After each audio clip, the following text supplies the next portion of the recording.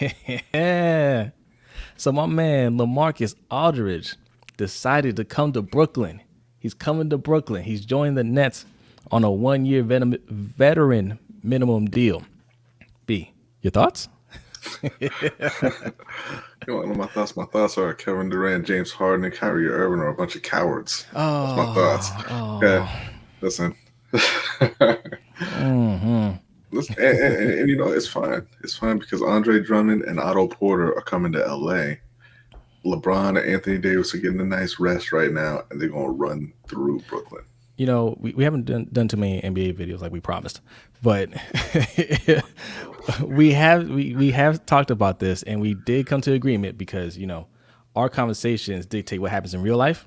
That's right. So beef on the defense. Yes, there you go.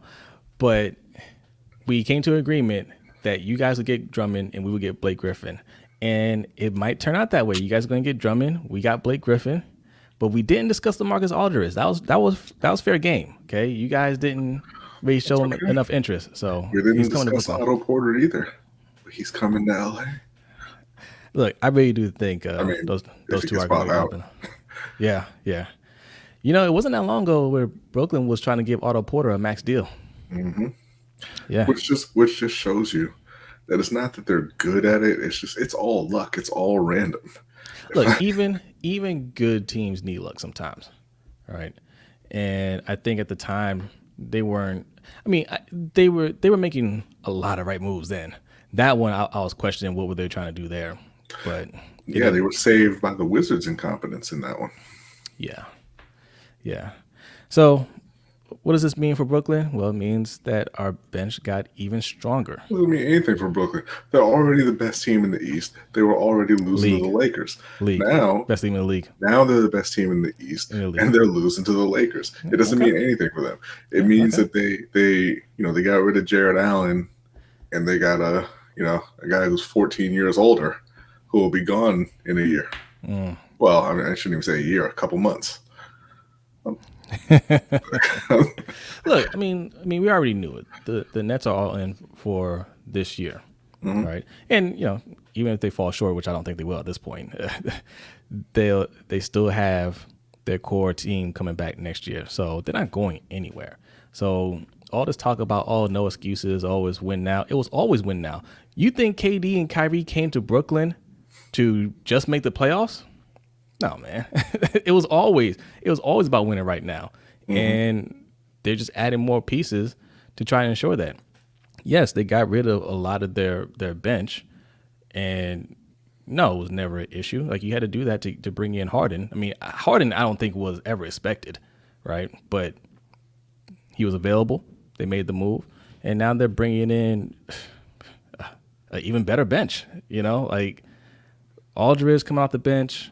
You got Blake Griffin, maybe Dinwiddie. I don't think Dinwiddie is completely ruled out for the postseason. And we didn't trade him, so I'm happy about that. But great rotation. Claxton and Bruce Brown and Joe Harris coming off the bench too. Well, Harris is a starter. Potentially. But they don't have all three of their guys playing right now. When Kyrie, Durant, and Harden are all playing, I think Joe Harris will be coming off the bench. No. Harris is still a starter. Harris is one of the starters. Harris ain't going to start when they're all healthy.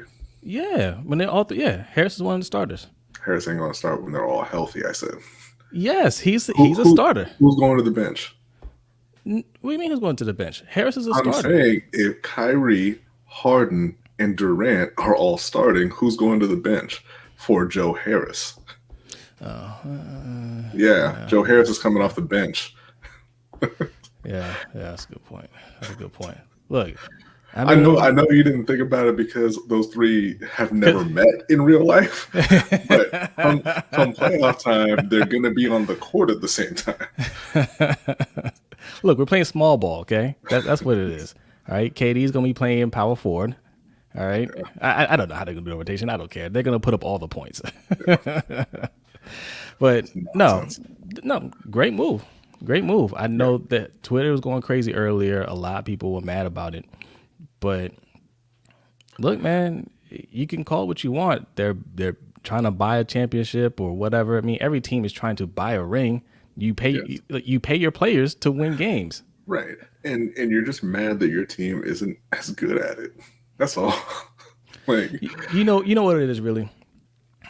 Nobody saw this coming from Brooklyn. Nobody saw the Nets just rise up from what they were before. I mean, they made one of the worst trades in sports history, right? To acquire, past their prime KG and Paul Pierce, and then they signed Joe Johnson to that ridiculous deal. yeah, and brought in Darren Williams. Yeah. Well, Darren Williams was there before that trade. He was there because they were trying to bring Darren Williams in with Dwight Howard. Yeah. So he was already there, and that was no. I'm saying they made two terrible trades.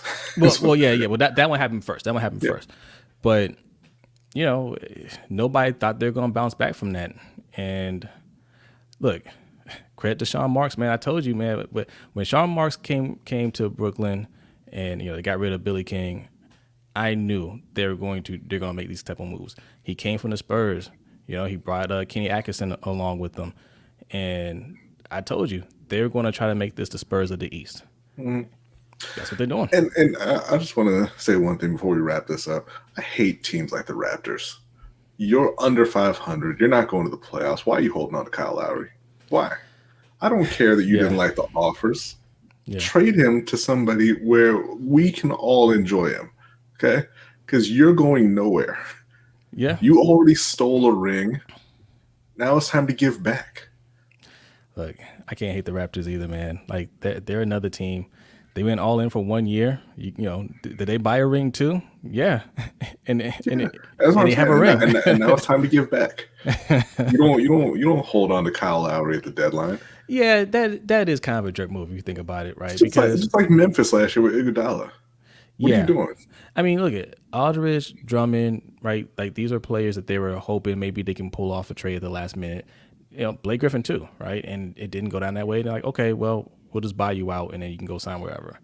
Same thing has to go on with Kyle Lowry. If you're not competing and you don't want him on a team anymore, let him go. Let him go pick his team. Right? If you really love Kyle Lowry, let him go. Yeah.